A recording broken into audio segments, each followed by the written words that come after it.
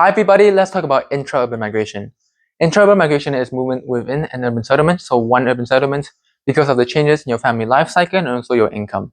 There's two classifications, one is the middle income cycle and another one is low income cycle. The one important thing you have to note down for an urban settlement is that the further you move away from the center, the CBD, the more space you can have and the lower the cost for each acre. Looking at the middle income cycle, number one is you're in your childhood, you're living in a private semi-detached with your family, you don't have any independence or financial freedom, so you're just with your family and they live in a house with some space to live in. Number two is university, so you grow up to be a university student. Maybe your university is closer to the CBD or something. You live in rented flats because maybe you're working some part-time job, you have some independence, you don't need a space for family. You're just living by yourself, so you're closer to CBD and you can afford to go to all the services. Number three, young adult. So you grow up to working age and you move into the CBD. Although it's very expensive, because you're living in such a small area, you don't pay too much and you're closer to your job so you can make up the cost. And you don't need space for your family, you just need space for yourself and that's fine.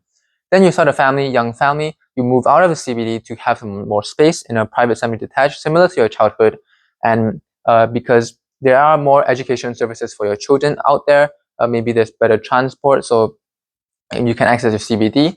And then you grow up to be a middle-aged family, you move out furthermore to number five, in a private detached house. You have more space, it's cheaper, there's less pollution there, and maybe your children have grown up, they're more independent, they can use public transport to get to schools.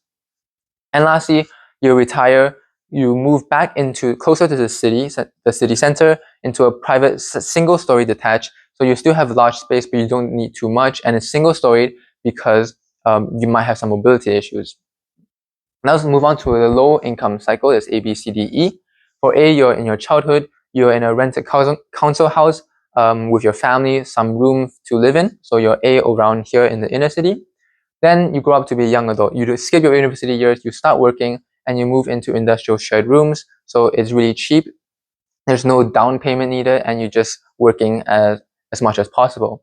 Then you start a family, and you can live in a rented council flat. It's larger than a shared room. So you need space for your children, you need space for your wife, and also you have more financial freedom, independence built up, so you can afford to rent a flat. Then when you become middle-aged family, you've built up your wealth even more, you're much more wealthier than previously, so you can rent a council house similar to your childhood and live in a larger space with perhaps a larger family. And after that, you retire, you stop working, and you have to go back into your inner city in council sheltered accommodation because you don't have any income anymore. Maybe you're relying on your children, so you're just paying off just a little bit, and you can't live in a large house. You just have to share with other retirees. So this sums up intra-urban migration, movements within the settlements, urban settlements. I hope you guys enjoyed, and I'll see you in the next video.